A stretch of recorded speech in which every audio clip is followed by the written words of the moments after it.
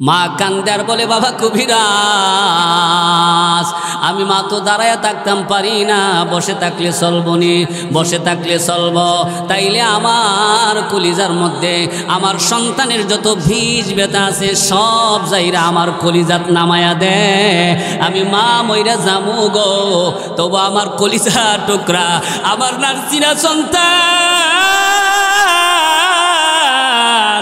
আমার এই জাদুমনির জন্য দুনিয়াতে বাইসা থাকে। কবিরাজ কান্দে আর বলে, মা এই ভদ্রলোকের বড় ছেলে, মিজু ছেলে, ছোট ছেলে, মেয়ে, বিবি, বাচ্চা কেউ বিষ নিতে রাজি হইল না, আপনি যে বিষ নিয়ে আপনি মরতে চান, কারণটা কি? কারণ আছে না নাই? মা কান্দে আর বলে, কবিরাজ কারণ অবশ্যই আছে, এই ছেলেটা হচ্ছে আমার বড় ছেলে, এই সন্তানটা হচ্ছে আমার বড় সন্তান, আমার এই সন্তান যখন আমার পেটে আসছে, আমার এই সন্তান যখন আমার গর্ভে আসছে গো, আমার এই সন্তান দুনিয়াতে আসার সময় যখন হয়ে গেছে, আরে কবিরাজ প্রথম দিন যখন প্রসব ব্যথা শুরু হইয়া যায়, আমি লজ্জায় কারো কাছে বলি নাই, দ্বিতীয় দিন যখন প্রসব ব্যথা শুরু হয়ে যায় তখন আমি জিহ্বা কামড়ায়া সহ্য করেছি। আরে কবিরাজ তৃতীয় দিন যখন প্রসব ব্যথা শুরু হয়ে যায় তখন আমি ব্যথা আর সহ্য করতাম পারি না। আরে কবিরাজ ব্যথায় আমি অস্থির হইয়া যাই, আমি সহ্য করতাম পারি না। আমার শাশুড়ি মা মহল্লার মা বোনদেরকে ডাইকা জড়ো করছে, জমা করছে, তখন আমি মা শাশিকে ডেকে বলছিলাম, ও আমার মা শাশিরা, আমি তো এই ব্যথার সহ্য করতাম পারি না, তোমরা আমাকে একটা দাও, একটা দাও, দিয়ে আমার গলাটা কেটে দেহ থেকে আমার মাথাটা আলাদা করে দেয়। তখন মহল্লার মা শাশিরা বলছিল, আরে আব্দুর রহমানের মা, সবুর কর, ধৈর্য ধারণ কর, আমরা যখন সন্তানের মা হয়েছিলাম তখন এই কষ্ট আমরাও করেছি। কি বলেন, মা যারা হয়েছে কষ্ট করছে কিনা? আরে আব্দুর রহমানের মা, একটু সবর কর, ধৈর্য ধারণ কর, ধৈর্য ধর, আমরা যখন সন্তানের মা হয়েছিলাম তখন এই কষ্ট আমরা করেছি। মা এবার ডাক দিয়া বলে, কবিরাজ তখন আমি আর ব্যথা সহ্য করতাম পারি না, তখন আমি বলছিলাম, শাশুড়ি আমা গো, আমাকে 20 টাকার বিষ আইনা দাও, বিষকে আমি মইরা যামু, তবু এই ব্যথা আমি সহ্য করতাম পারি না। এবার আমার আল্লাহ ডাক দিয়া বলে, আরে ফেরেশতা, আমার এই বান্দি প্রসবের ব্যথা, প্রসবের যন্ত্রণা সহ্য করতে পারে না, প্রসবের ব্যথায় অস্থির, সহ্য করতে পারে না, সহ্য করতে না পাইরা আমি আল্লাহরে আল্লাহ আল্লাহ বইলা রাখতেছে। যারে ফেরেশতা, আমার এই বান্দি যতবার আমারে আল্লাহ আল্লাহ কয়া ডাক দিছে, প্রত্যেকটা ডাকের বিনিময় আমার এই বান্দির আমল নামায় একটা করে কবুল হজের সওয়াব দিয়া দে।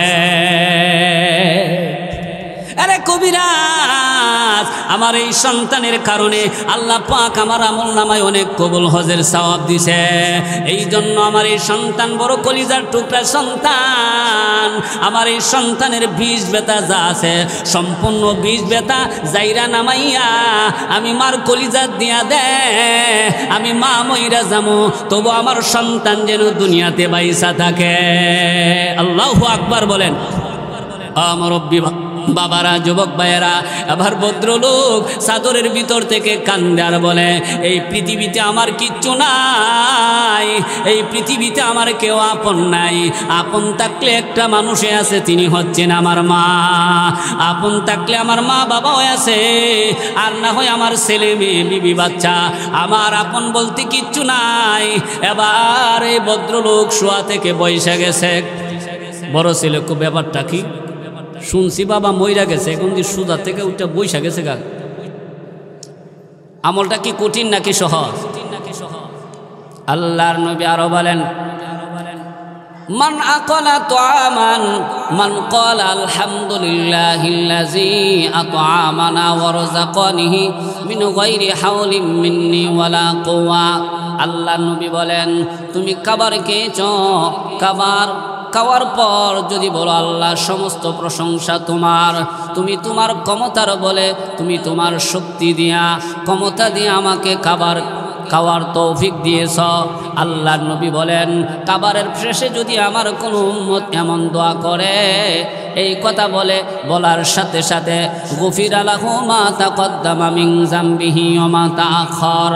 আল্লাহর নবী বলেন এই কথা বলার সাথে সাথে তার আগে পিছনের সমস্ত গুনাহ মাফ হয়ে যায়। কি বলেন আমলগুলি কি ছোট নাকি বড়? ছোট। আমল করতে আমাদের সহজ, কিন্তু সওয়াব কম না বেশি? অনেক বেশি। মুরব্বি বাবারা, যুবক ভাইয়েরা, নবীজি অন্য হাদিসের মধ্যে বলেন মান ক্বালা দাখালা শুখা ওয়া মান ক্বালা লা ইলাহা ইল্লাল্লাহু ওয়াহদাহু লা শারীকা লাহু লাহুল মুলকু ওয়া লাহুল হামদু ইউহয়ী ওয়া ইউমীত ওয়া হুয়া ইয়ামুত বিয়াদিহিল খায়র ওয়া হুয়া আলা কুল্লি শাইইন কাদির। আল্লাহর নবী বলেন উম্মত, আমার কোন উম্মত যদি বাজারে যাইয়া এই দোয়াটা পড়ে লা ইলাহা ইল্লাল্লাহু ওয়াহদাহু লা শারীকা লাহু লাহুল মুলকু ওয়া লাহুল হামদু ইউহয়ী ওয়া ইউমীত ওয়া হুয়া ইয়ামুত বিয়াদিহিল খায়র ওয়া হুয়া আলা কুল্লি শাইইন কাদির। আল্লাহর নবী বলেন আমার কোন উম্মত যদি বাজারে যাইয়া এই দোয়াটা পড়ে, তাইলে আল্লাহ তাআলা, নবীজি বলেন কাতাবাল্লাহু লাহু আলফা আলফিন হাসানান, তার আমল নামে আল্লাহ পাক 10 লক্ষ নেকি দান করেন। কয় লক্ষ নেকি দান করেন? একটা নেকি উহুদ পাহাড়ের সমান। সুবহানাল্লাহ। আল্লাহর নবী এই ফজিলত বলে শেষ করে নাই, নবীজি আরো বলেন ওয়া মাহা আনহু আলফা আলফিন সাইয়্যাত।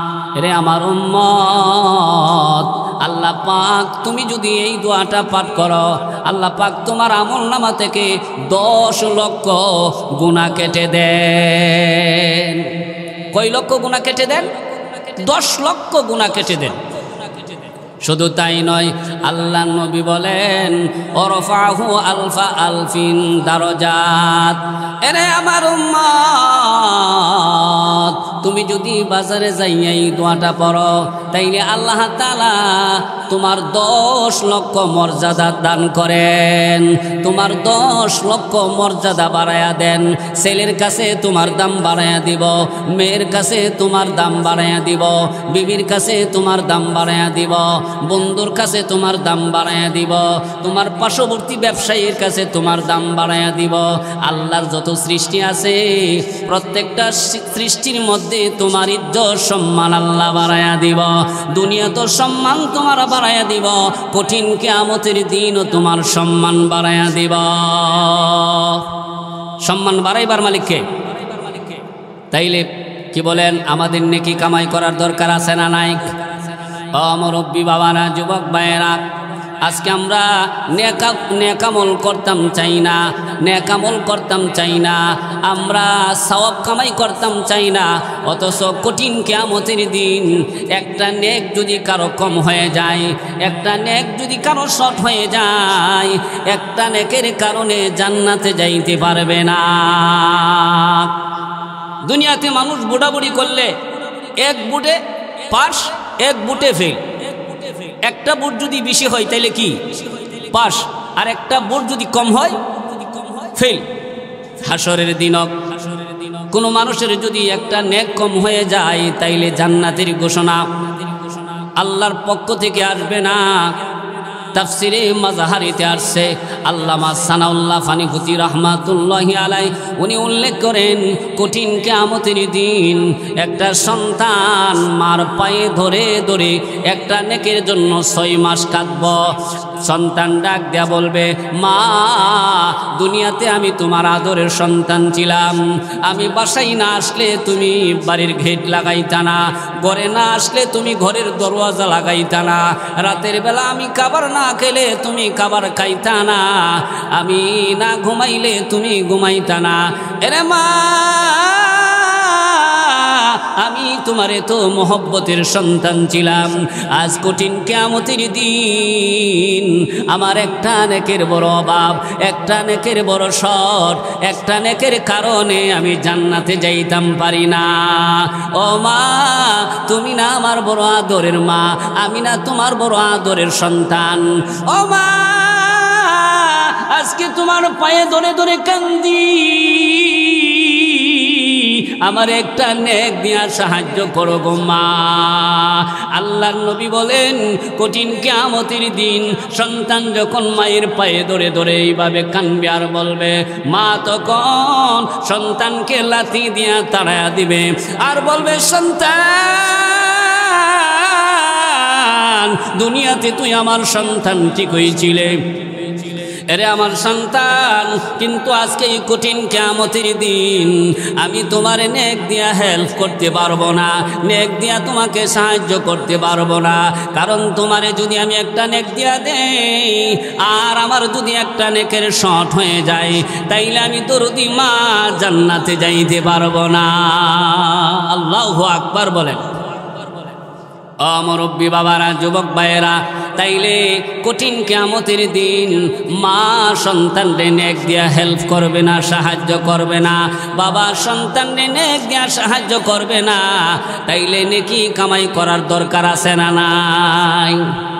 নেকি কামাই করার জায়গা হলো দুনিয়া। নেকি কামাই করার জায়গা কোন জায়গা? দুনিয়া। মুরব্বী বাবারা, যুবক ভাইয়েরা, আল্লাহর নবী এক হাদিসের মধ্যে বলেন يقول من قال استغفر الله الذي لا إله إلا هو الحي القيوم وأتوب إليك। নবীজি বলেন উম্মতগণ, আমার কোন উম্মত যদি আস্তাগফিরুল্লাহর আমল করে, আস্তাগফিরুল্লাহাল্লাযী লা ইলাহা ইল্লা হুয়াল হাইয়ুল কাইয়্যুম ওয়া আতুবু ইলাইক। আস্তাগফিরুল্লাহ আমরা পড়ি, তার অর্থ জানি না।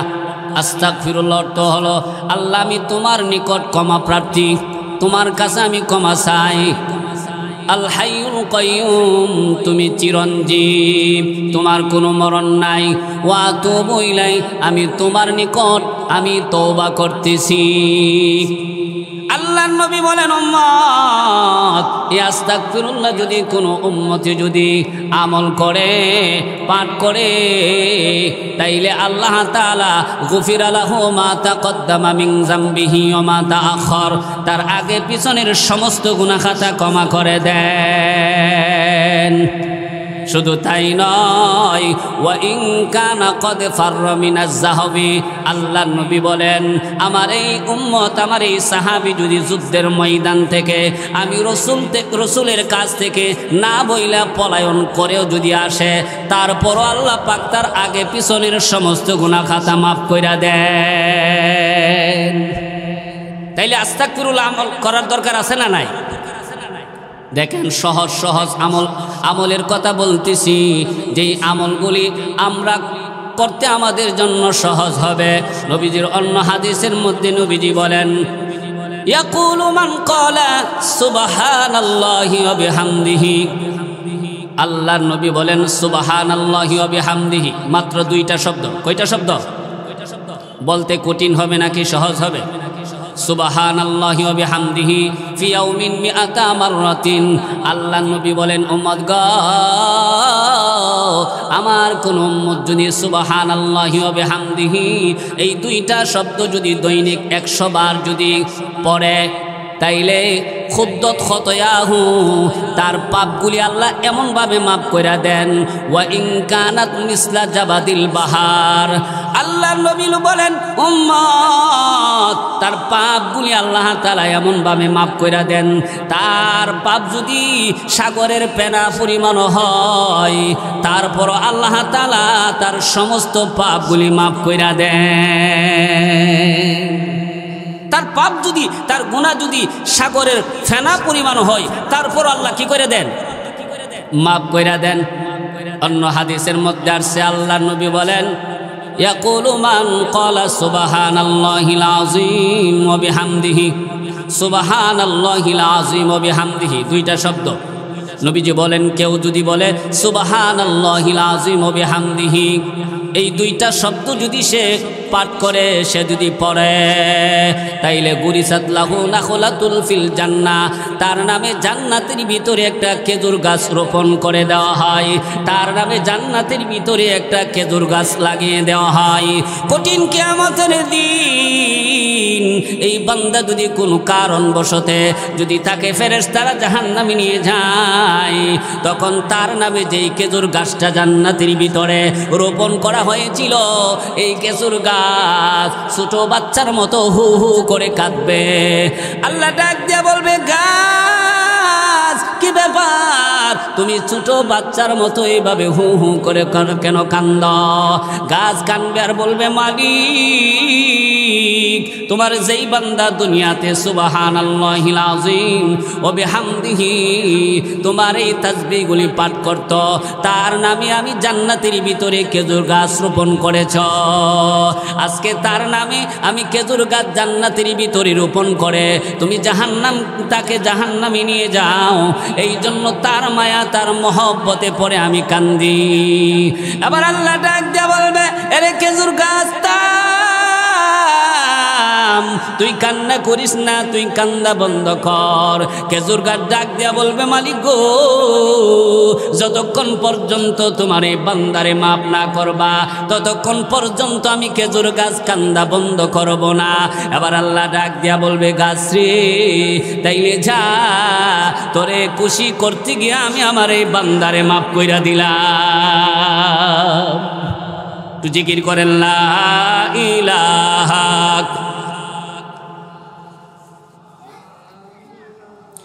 বাগানে ফুটে ফুল রাশি রাশি, রাতেরই তারা বড়া চাঁদের হাসি।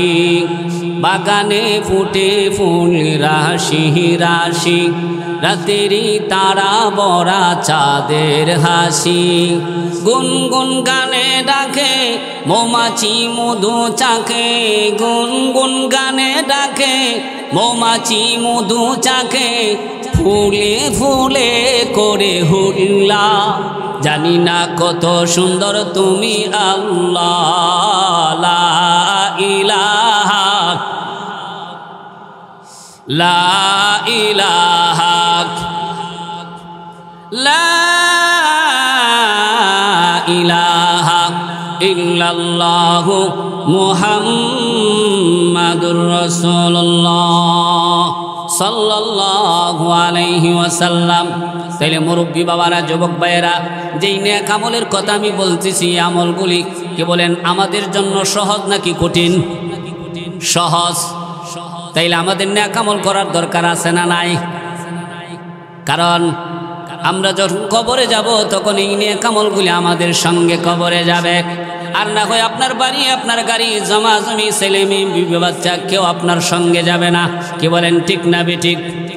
6 দিন পরে নখ কষে যাবে, 9 দিন পরে চুল। কবর গাহে সামান নিতে কইর না কেউ ভুল। কবর জায়গা ভালো নয়, কবর জায়গা ভালো নয়। আমল দিয়ে কবর গৃহ সাজিয়ে নিতে হয়, আমল দিয়ে কবর গৃহ সাজিয়ে নিতে হয়।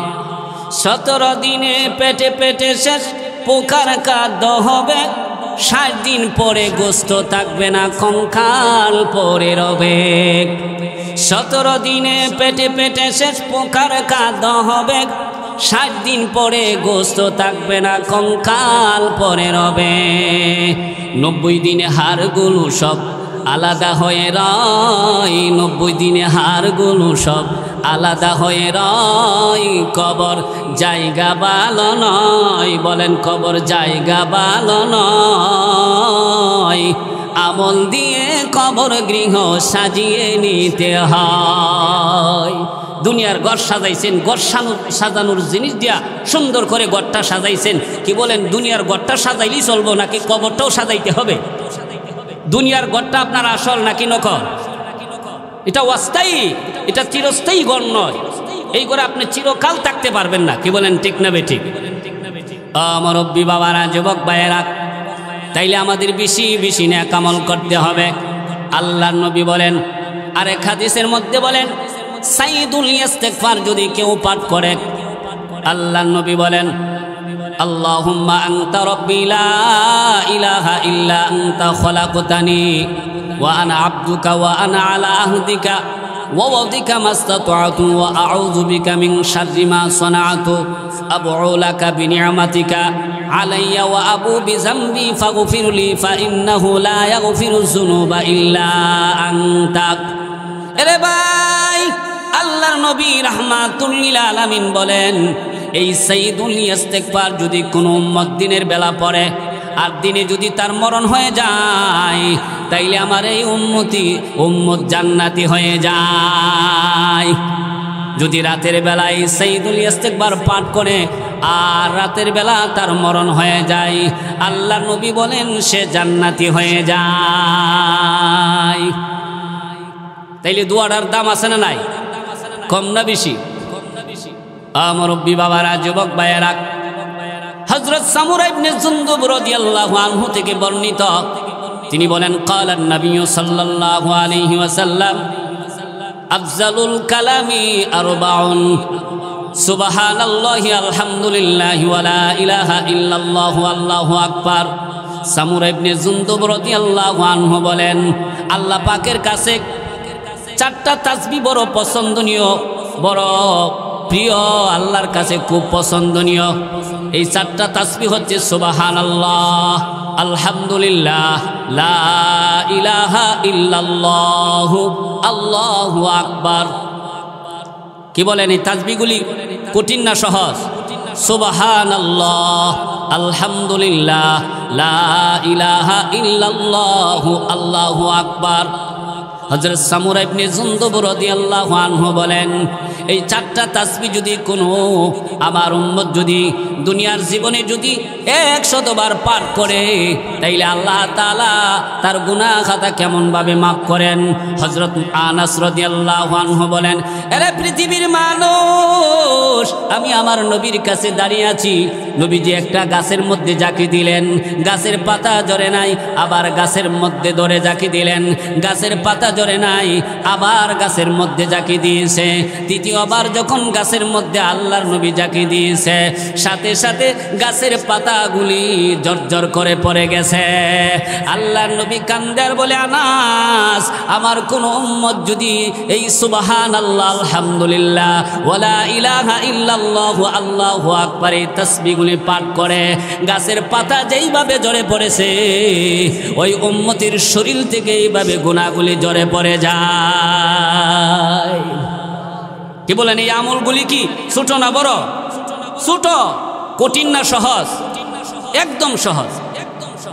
মুরব্বি বাবারা, যুবক ভাইয়েরা, আল্লাহর নবী আরেকটা দোয়ার কথা বলেছেন, লা ইলাহা ইল্লাল্লাহু ওয়াহদাহু লা শারীকা লাহু লাহুল মুলকু ওয়া লাহুল হামদু ইউহয়ী ওয়া ইউমীত ওয়া হুয়া আলা কুল্লি শাইইন কাদির। আল্লাহর নবী বলেন, উম্মত, এই দোয়াটা হচ্ছে ইম্পর্টেন্ট একটা দোয়া, বড় দামি একটা দোয়া।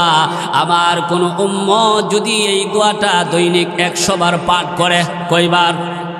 100 বার যদি পাঠ করে, আল্লাহ তাআলা তার আমলনামা থেকে, আল্লাহ তাআলা তার আমলনামায় 100 নেকি দান করেন।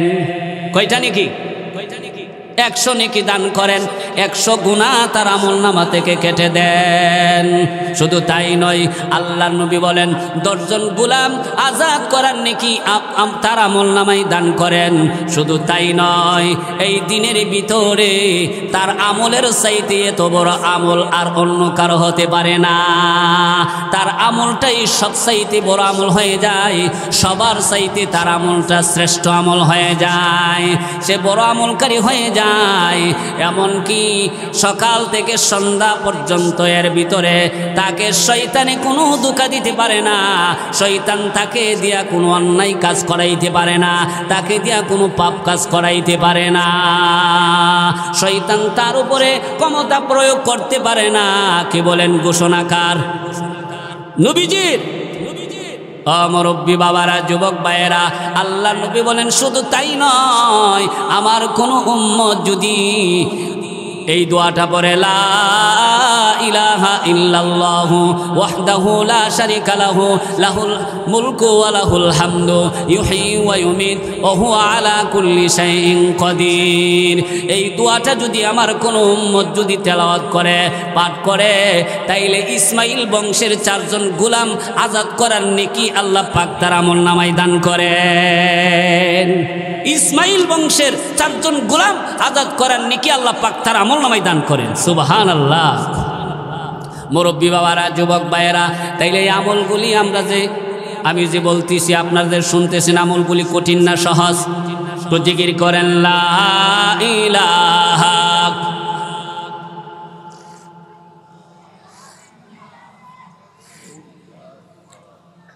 লা ইলাহা। এই কালিমা পড়বে যারা, কাজে লাগবে মরণ বেলা। বলুন এই কালিমা পড়বে যারা, কাজে লাগবে মরণ বেলা। এই কালিমার রোশনীতে কবর হবে ও জালা। লা ইলাহা লা ইলাহা ইল্লাল্লাহু মুহাম্মাদুর রাসূলুল্লাহ সাল্লাল্লাহু আলাইহি ওয়াসাল্লাম। আজকে আমরা দুনিয়া নিয়ে ব্যস্ত, আমরা নেক আমল করতাম চাই না, আমরা পরকালের চিন্তা করি না, শুধু খালি দুনিয়া আর দুনিয়া। কি বলেন, ঠিক না বেঠিক? একজন আরেকজনের সাথে সাক্ষাৎ হইলি, কেমন আছেন? আলহামদুলিল্লাহ। যেমন দোয়া করছিলা, খুব ভালো আছি। তো তোমার কি হাল অবস্থা? কয়ও না, আমার একটা ছেলেরে ব্যারিস্টার বানাইছে। কি বানাইছে? আর হুবের বন্ধু আছে না, কয়েকখানি ক্ষেত রাখছি, জমিন রাখছি। আর বাড়ির যাই, ইদারিং তো 2 বছর ধরে আমার বাড়ির যাও না, আমি 2 তলা একটা বিল্ডিং উড়াইছি। কি উড়াইছে? বিল্ডিং উড়াইছে। একটা কথা বললো না যে আমি তাহাজ্জুদ পড়ি, আমি 5 ওয়াক্ত নামাজ পড়ি, সবসময় জামাতের সাথে নামাজ পড়ি, আমার 5টা ছেলে, একটা ছেলের আমি কোরআনের হাফেজ বানাইছি। এমন কথা খুব কম বলে। কি বলেন, ঠিক না বেটি? খালি দুনিয়া নিয়ে কি করছে? একটা ছেলের ব্যারিস্টার বানাইছে, আর একটারে তানা রুসি বানাইছে, আর ফুবের বন্ধু একখানে জমিন লাগছে, আর বাড়িটা কয়তালা? 2 তালা। আমরা তো একজন আরেকজনের সাথে সাক্ষাৎ হলি এমন বলি করি। কি বলেন, ঠিক না বেটি? এক লোক সুদ খায়া, ঘুষ খায়া অনেক দুনিয়া হয়েছে, অনেক সম্পদের মালিক। তো বাড়ির সামনে বৈশা বৈশা খালি গপ্প করতো, তো এই এলাকাত কার কি আছে? আমার মতো এই এলাকাত কার কি আছে? আমার যা আছে তা কি এই গ্রামও কেউ আছে? বাড়ির সামনে বৈশা বৈশা গপ্প করে। কি বলেন, ঘটনাটা শুনবেন। এই ঘটনাটার সাথে আমরা কিছু চলাচলতি বাস্তবে কিছু মিল আছে। তো ছোট ভাইটা ছিল মৌলবী, পিছন থেকে সামনে গিয়া ভাই সাহেব, আপনি খালি বলেন আমার মতো এলাকাত কার কি আছে? আমার যা আছে তা কি এই গ্রামও কেউ আছে? তো আমি হিসাব করে দিয়েছি আপনার কিচ্ছু নাই। করে তরে মৌলবী বানাইছি না বেকল বানাইছি? আমরা মৌলবীরে কিছু মানুষ বেকলি ও মৌলবী তো ফরের বাড়িত খায়া মৌলবী হচ্ছে, তো আকল বুদ্ধি খুব কম। বেশিরভাগ ওই মৌলবীরা খুব বেকল। কি বলে, ছোট ভাইটা মৌলবীটা পিছন থেকে সামনে গিয়া ভাই সাহেব আমি হিসাব করে দেখছি আপনার কিচ্ছু নাই। তরে মৌলবী বানাইছি না বেকল বানাইছি? আরে আমি যে বিকালবেলা আসনটা বসি, এই আসনটা কয়েক গ্রাম মিল্লা আছে রে। আমার পুকুরে যে মাছ, এই মাছের টাকা পুরা গ্রাম জুইরা আছে, আর বাড়িঘর তো রাজকীয় পরিবেশ। তুই কই কি কস? মৌলবী মনে মনে ভাই তুমি আমারে বেকল বানাইছ, সময় সুযোগ আসুক আমি তোমারে বুঝাইয়া দিব, আমি বেকল না তুমি বেকল। কিছুদিন পর দেশের মধ্যে একটা গজব আইছে, একটা বাউনি আসছে যে জমিনও দান হয়েছে, বৃত্তে চাউল নাই। বৃত্তি কি নাই? মৌলবী গিয়া ভাই সাহেব খবর পাইছিনি? খবর শুনছিনি? বলে কি খবর? জমিনও বলে দান হয়েছে কিন্তু বৃত্তে চাউল নাই। এটা তো আমি শুনছি। তো তাইলে ভাই সাহেব আমাদের তো অনেক জমা জমি আছে, অনেক ক্ষেত পাথর আছে, একটু জমা জমি দেখবার দরকার না? চলো যাই। জমিনের কাছে গেছে, গিয়া দেখে জমিনও দান হয়েছে কিন্তু বৃত্তে চাউল নাই। মৌলবী ভাই সাহেব জমিনও দান হয়েছে, বৃত্তে চাউল নাই, এই জমিনের দাম আছে কোনা? তো ভাই সাহেব মনে মনে কো ভাই সাহেব এখন একটু সিস্টেম আইতেছে, একটু লাইন আইতেছে, এখন তার আমি হেদায়েতের পথে নিতে পারবো। মৌলবী কো ভাই সাহেব আমারে তো আপনি কষ্ট করে লেখাপড়া করাইছেন, আমারে মৌলবী বানাইছেন, আমি আপনার কাছে একটা আবদার করুন, আবদারটা রাখবেন? তোরে মৌলবী বানাইছি, তুই কি কইবে ক, তোর আবদারটা রাখতাম না, কার আবদার রাখুন বল। বলছি ভাই সাহেব আপনি যা খালি বলেন আমার মতো এলাকাত কার কি আছে, আমার যা আছে তাকে এই গ্রামও কেউ আসেনি, আর আমি বলতেছি আপনার কিচ্ছু নাই, কিচ্ছু নাই যে এই বুঝটা আপনারা দেওয়ার জন্য আমি একটা পরিবেশ করতাম, আপনি আমার আবদারটা রাখবেন বলে ক। বলে ভাই সাহেব আপনি একটু ক্ষেতের আইলো শুয়া যাইবেন, সাদা চাদর দিয়ে আপনারা ডাইকা রাখমু, আমি আপনার পায়ের কাছে বৈশা কানমু, আমার বাইরে সাপে কাটটা লাইছে গো, আমার বাইরে সাপে কাটটা লাইছে। পরে কি হবো, পরে কি হবো, পরে আপনারা বুঝদি মনে, তবে শর্ত হইল আমি যতক্ষণ পর্যন্ত আপনারা না বলবো ততক্ষণ পর্যন্ত আপনি শোয়া থেকে উঠতে পারবেন না। ঠিক আছে। তো সুৎকুর ঘুষকুর এই ভরলোক কেতার আইলের মধ্যে শুয়ে গেছে, মৌলবী তারে সাদা চাদর দিয়ে ডাইকা রাখছে, সাদা চাদর দিয়ে ডাইকা পাশে বৈশা কান্দে, আমার বাইরে সাপে কাট চালাইছে গো, আমার বাইরে সাপে কাট চালাইছে। লোকজন দৌড়াদৌড়ি করে আসতেছে, আসছে আর বলতেছে আহারে লোকটা কোটি কোটি টাকার মালিক ছিল, আজকে ক্ষেতের আইলো শুয়া রয়েছে। কিছু মানুষ আইসা ক শুধু ক্ষেতের আইলো শুয়েছে না, আজকে তো কবরও যাইব, কিচ্ছু নিতে পারবে না, খালি হাত। কি বলেন? বলতেছে যে শুধু ক্ষেতের আইলো শুয়েছে না, আজকে কবরও যাইব, কিচ্ছু নিতে পারবে না, খালি হাত। এই ভদ্রলোক চাদরের নিচ থেকে শুনতেছি কিনা, চাদরের ভিতর থেকে শুনতেছি কিনা, শুধু শুনে না কান্দে, কথা তো ঠিক। আবার ওনার সন্তানগুলি ঢাকা অফিসে চাকরি করে, বাবার মৃত্যুর খবর শুনিয়া দেশে আসছে, আইসা কান্তি স্যার বলতেছে চাচা আমার বাবারে সাপে কাটছে, আপনি কোথায় আছিলেন? ও বাবারে, সাপে কি কে চাচা কে বাবা হিডাছি নে, যারে পাশ তারই কাটে।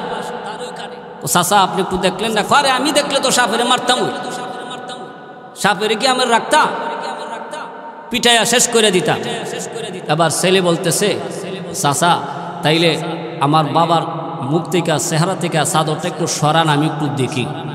মৌলবী মনে মনে যদি দেখতো যা আর দেখে তাইলে তো আমি ধরা পইরা যাবো।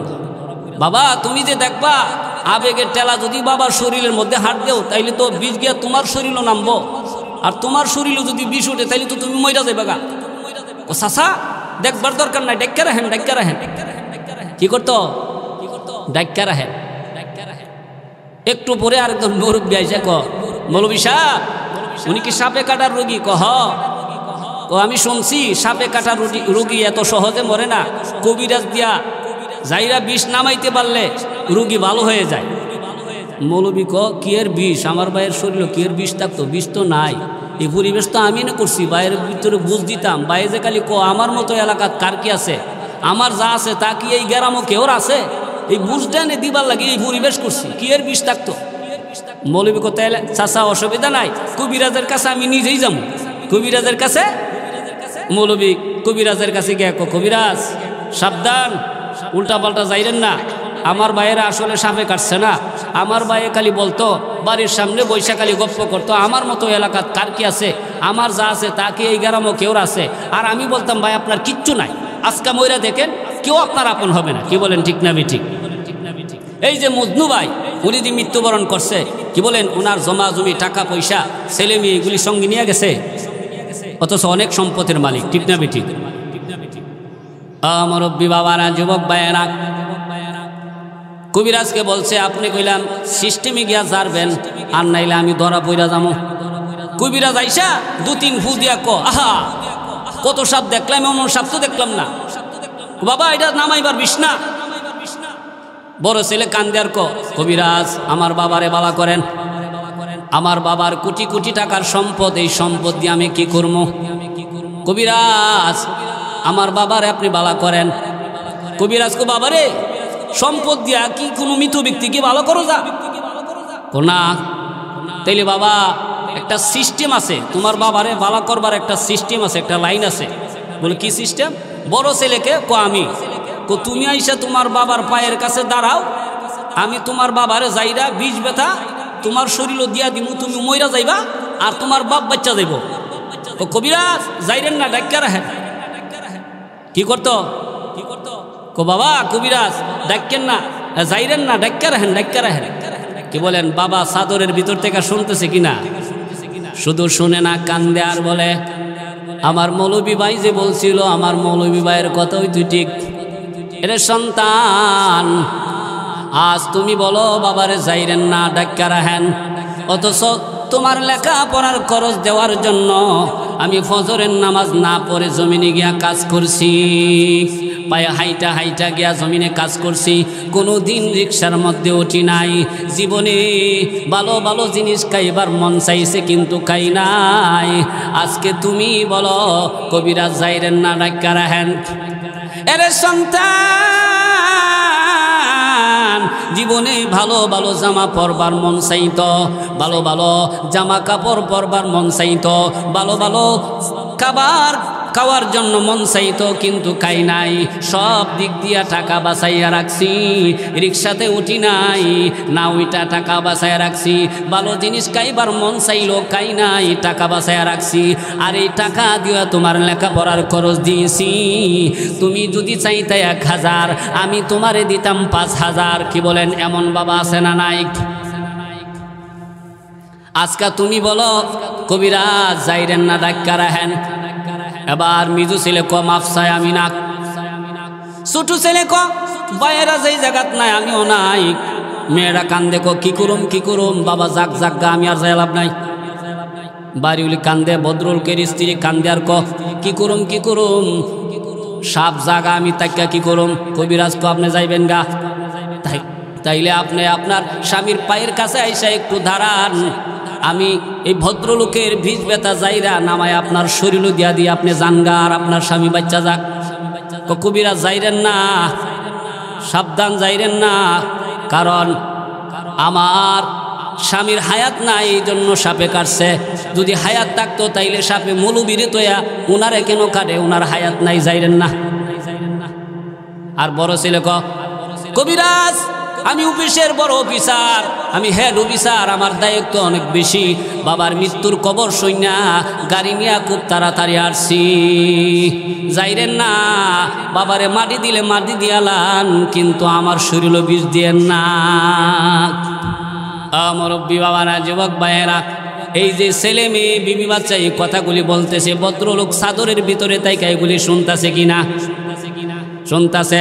অথচ এই স্ত্রীর কথা শুই না কত যুবক মা বাবারে কষ্ট দিয়েছে। মা বাবা খুব কষ্ট কইরা সন্তান রে লেখাপড়া করাইয়া অনেক বড় অফিসার বানাইছে।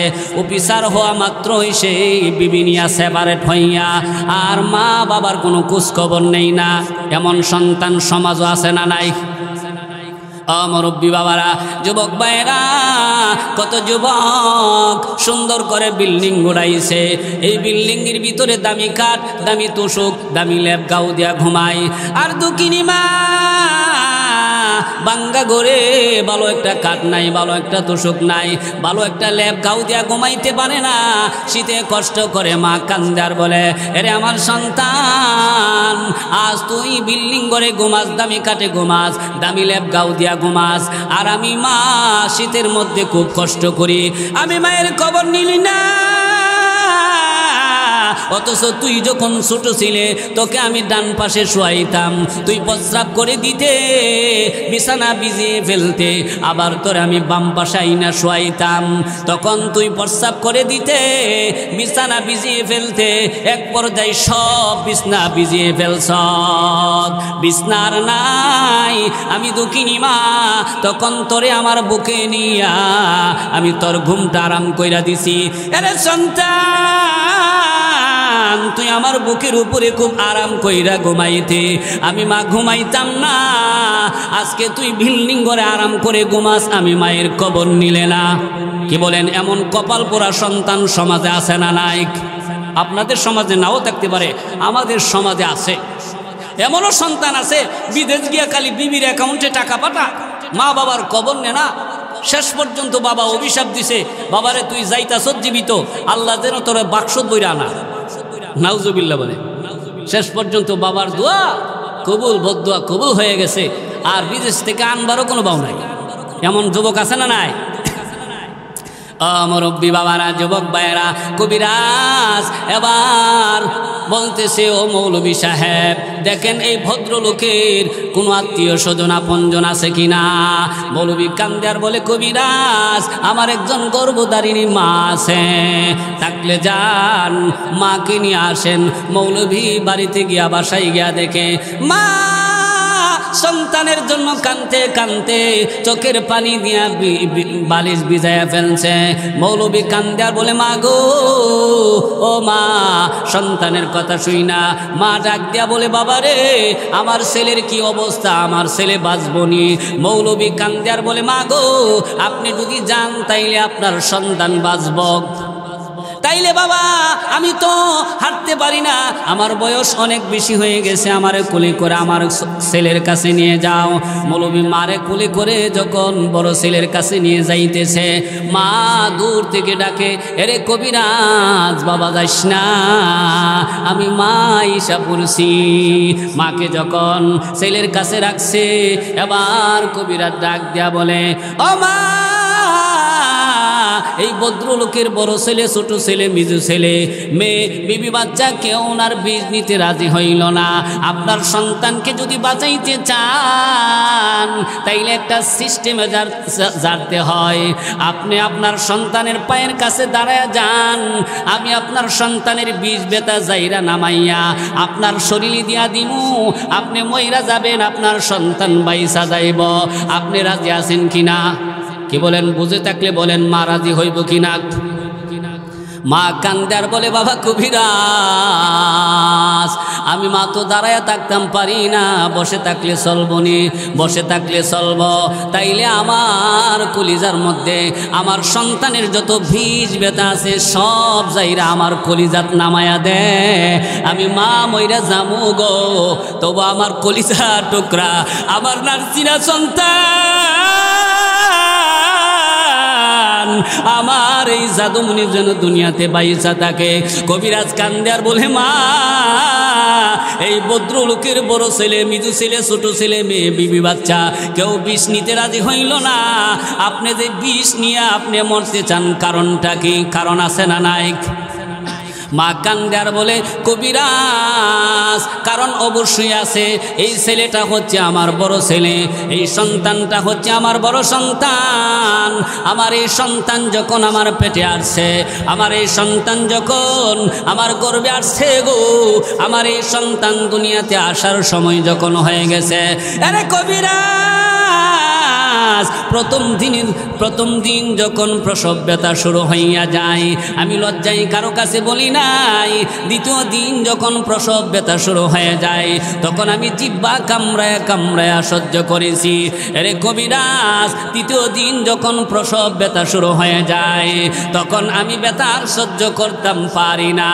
আরে কবিরাজ, ব্যথায় আমি অস্থির হইয়া যাই, আমি সহ্য করতাম পারি না।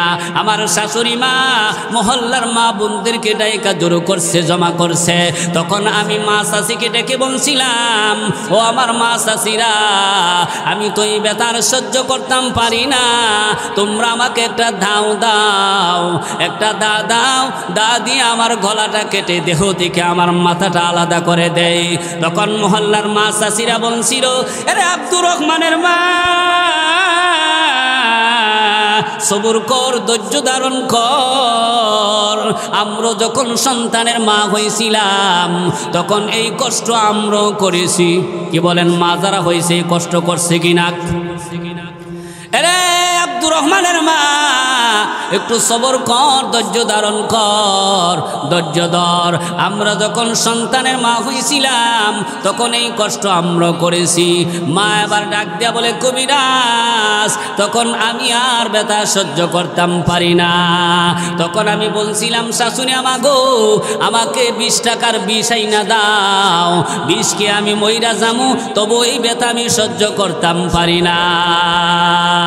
এবার আমার আল্লাহ ডাক দিয়া বলে, আরে ফেরেশতা, আমার এই বান্দি প্রসবের ব্যথা প্রসবের যন্ত্রণা সহ্য করতে পারে না, প্রসবের ব্যথায় অস্থির, সহ্য করতে পারে না। সহ্য করতে না পাইরা আমি আল্লাহরে আল্লাহ আল্লাহ বইলা রাখতেছে।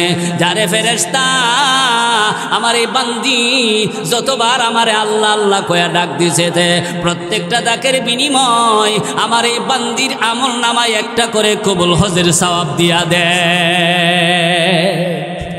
আরে কবিরাজ, আমার এই সন্তানের কারণে আল্লাহ পাক আমার আমল নামায় অনেক কবুল হজের সওয়াব দিছে। এই জন্য আমার এই সন্তান বড় কলিজার টুকরা সন্তান। আমার এই সন্তানের বিষ ব্যথা যা আছে সম্পূর্ণ বিষ ব্যথা জাইরা নামাইয়া আমি মার কলিজার দিয়া দে, আমি মা মইরা যামু, তবু আমার সন্তান যেন দুনিয়াতে বাইসা থাকে। আল্লাহু আকবার বলেন। মুরব্বি বাবারা, যুবক ভাইয়েরা, আবার ভদ্রলোক চাদরের ভিতর থেকে কান্দে আর বলে, এই পৃথিবীতে আমার কিচ্ছু নাই, এই পৃথিবীতে আমার কেউ আপন নাই। আপন থাকলে একটা মানুষে আছে, তিনি হচ্ছেন আমার মা। আপন থাকলে আমার মা বাবাও আছে, আর না হয় আমার ছেলে মেয়ে বিবি বাচ্চা। আমার আপন বলতে কিচ্ছু নাই। এবার এই ভদ্রলোক শোয়া থেকে বৈশা গেছে। বড় ছেলে, খুব ব্যাপারটা কি শুনছি, বাবা মইরা গেছে, এখন যে সুদা থেকে ওইটা বৈশা গেছে গা, কারণটা কি? আমার বাবা মরছে না নাকি? চাচা আপনি এটা কি করলে? আমি এখন আমার বাবারে মুখটা দেখা মুখে বাবা কান্দে আর বলে, বাবা রে আর মুখ দেখান লাগতো না, আমি বুঝছি এই দুনিয়ায় আমার কেউ নাই। আইসি একা, আবার যাওয়ার সময় একাই যাইতে হবে। কি বলেন, ঠিক না বেঠিক? কারণ মাঝখান দিয়া জন্ম এবং মৃত্যুর মাঝখান দিয়া আমরা যদি নেক আমল করতে পারি, তাইলে এই নেক আমল আপনার আমার সঙ্গে কবরে যাবে। ঠিক না বেঠিক? আর এই পৃথিবীতে পিতা মাতার চাইতে আপন আর কেউ নাই, আছে? মুরব্বি বাবারা, যুবক ভাইয়েরা, পিতা মাতার কথা বলতে গিয়া মুরব্বি বাবারা, যুবক ভাইয়েরা, বিশ্ব মা দিবস পত্রিকার নিউজের মধ্যে একটা ঘটনা পড়ছিলাম। একটা মা একটা সন্তানকে লালন পালন করছে।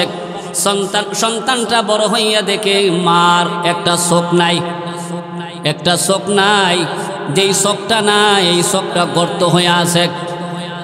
এই ছেলে যখন স্কুল থেকে যখন বাড়িতে আসে, তখন তার ক্লাসমেট যারা, তার বন্ধু বান্ধবেরা বলতেছে, এই দোস্ত, তোর মারে বলবে যেন স্কুলের মধ্যে না আসে, কারণ তোর মার একটা চোখ নাই।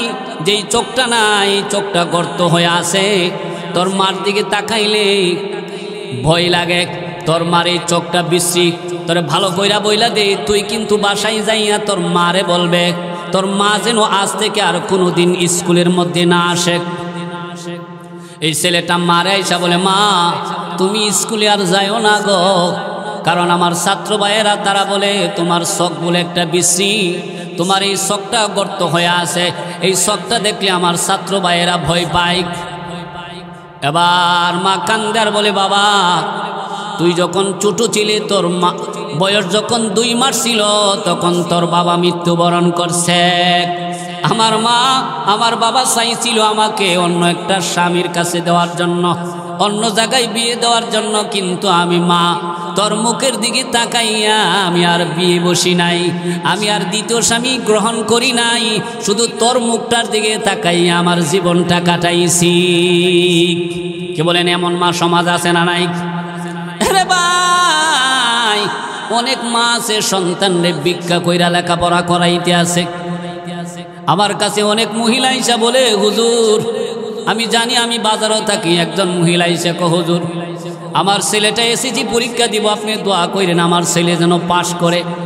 আমার একটা ছেলে পুলিশের চাকরি নেওয়ার জন্য সে ইন্টারভিউ দিতেছে, একটু দোয়া করেন আমার ছেলের চাকরিটা যেন হয়ে যায়। হাসান হাফেজ মাওলানা মাহমুদুল হাসান মাহমুদি সে আমার কাছে বসে বলে, ভাইরা আমি তো অবাক হয়ে গেলাম, এই মহিলাটা ভিক্ষা করে তার ছেলে বলে এসএসসি পরীক্ষা দিব, তার এক ছেলে বলে পুলিশের চাকরি নেওয়ার জন্য ইন্টারভিউ দিতেছে, দোয়া করতেন। আমি তো হতবাক হয়ে গেলাম। কি বলেন, এটা আশ্চর্যের কথা না? অনেক মা আছে কষ্ট করে ভিক্ষা করে সন্তানের লেখাপড়া খরচ বাও করে, এমনকি সন্তান একসময় চাকরিজীবী হয়ে যায়। এমন অনেক চাকরিজীবী আছে না নাই? হ্যাঁ মুরব্বী বাবারা, যুবক ভাইয়েরা, মা কান্দার বলে, বাবা আমি তোর মুখের দিকে তাকাইয়া আমি আর অন্য কোনো স্বামী গ্রহণ করি নাই। ছেলে প্রাইমারি স্কুলের মধ্যে যখন যাইতো তখন স্কুলের মধ্যে গিয়েও ছেলেটার একটা নজর দিকে আসতো। হাই স্কুলের জীবনেও যখন হাই স্কুলের মধ্যে যাইতো, ক্লাস চলাকালীন অবস্থায় মা গিয়া তার একটা নজর দিকে আসত। কলেজের জীবনেও যখন সে কলেজের মধ্যে ক্লাস করার জন্য যাইত, মা গিয়ে একটা নজর তার দিকে আসত। এক পর্যায়ে এই ছেলে প্রাইমারি স্কুলের লেখাপড়া শেষ, হাই স্কুলের লেখাপড়া শেষ, কলেজের লেখাপড়া শেষ, ঢাকা ইউনিভার্সিটির মধ্যে গিয়ে ভর্তি হয়েছে। ছাত্র বালা, মেধাবী ছাত্র, ভালো ছাত্র দিকা তার এক শিক্ষক, তার উস্তাদ তারে পছন্দ কইরা বইছে। লেখাপড়া থাকা অবস্থায় তার শিক্ষক তার কাছে এই শিক্ষকের একজন মেয়ে বিয়া দিয়া দিছে। কি বলেন, মেধা ভালো হইলে অনেক শিক্ষক এমন করে কিনা? এক পর্যায়ে সে তার শিক্ষকের মেয়েকে বিয়ে করে এখন সে বড় অফিসার, ঢাকা শ্বশুরের প্রাণের মধ্যে থাকে। কিন্তু ওই যে মা কষ্ট করে তাকে মানুষ করেছে আর মার খবর নেই না। মা কান্দে আর বলে, বাবা এত কষ্ট করে তোর আমি লেখাপড়া করাইলাম, তোর মুখের দিকে তাকাইয়া আমার জীবনটা শেষ করলাম। আজ তুই ঢাকা গেছ পড়াশোনা করবে, শুনছি তুই বিয়ে করেছ, শ্বশুরের প্রাণের মধ্যে থাকস, কিন্তু বাড়ির তো আসতে আমি মারে তো একটা নজর দেইকা যাইতে, তুই আমার না দেখলেও আমি মার তো মন ঠিক হইসাই তোরে দেখতাম। কিন্তু সন্তান আসে না। এই সন্তানের মা খোঁজখবর নিয়ে আবার ছেলের বাসার কাছে গেছে। বাসার দরজার মধ্যে এলাকা, পার্শ্ববর্তী গ্রামটা তো আমার গ্রাম, আমার এই বাসার মধ্যে তো আমার একজন বৃদ্ধা মা আছে। যেহেতু এলাকার মধ্যে আসছি, এক না নজর আমার মারে একটু দেখা যায়। অফিসার এবার বাড়িতে আসছে, আইসা দেখে তার ঘরের দরজাটা বন্ধ। দরজার কাছে দাঁড়াইয়া ডাক দিয়েছে, মা তুমি ঘরে আসুনি। ডাক দেওয়ার সাথে সাথে দরজাটা একজন যুবতী মহিলা কইলা দিল, বলতেছে করে না, আমার একজন বৃদ্ধা মা ছিল, আমার মা কোথায়? এই যুবতী মহিলাটা হচ্ছে তার ফুফাতো বোন। ডাক দিয়া বলতেছে, ভাই আমার এই আপনার আম্মা তো মারা গেছে, আপনার আম্মা মারা গেছে। তখন যুবক ফুফাইয়া কান্দতে আছে আর বলতেছে, হারে আমি আমার মায়ের মুখটা পর্যন্ত দেখতে পারলাম না। এবার ওই যুবতী বোন কান্দে আর বলে, ভাই আপনার মা মৃত্যুর আগে কত আফসোস করছে, কত আক্ষেপ করছে আপনারে দেখার জন্য, কিন্তু দেখতে পারলো না। তবে মৃত্যুর আগে একটা কাগজের টুকরা দিয়া গেছে, নেন এইটা কাগজের টুকরার মধ্যে কি লেখছে আপনি একটু পড়েন। এবার অফিসার কাগজের টুকরাটা হাতের মধ্যে নিয়ে পড়তেছে। মা লেখছে, এরে আমার সন্তান, তুমি আমার কাছে আসলা না, আমি মার খবর নিলা না, আমি মার একটা নজর দেখতেও আসলা না, তবে আসবা তো অনেক দিন আসবা। তুমি ছোট থেকে বড় হইছো, প্রায় সময় তুমি আমার চোখটা দেখছো, একটা চোখ গর্ত হয়ে আছে, আমার একটা চোখ নাই, যেই চোখটা নাই এই চোখটা গর্ত হয়ে আছে। আরে বাবা একদিন তুমি প্রশ্ন করলা না, মা গো তোমার এই চোখটা গেল কোথায়, তোমার এই চোখটা কি হইল?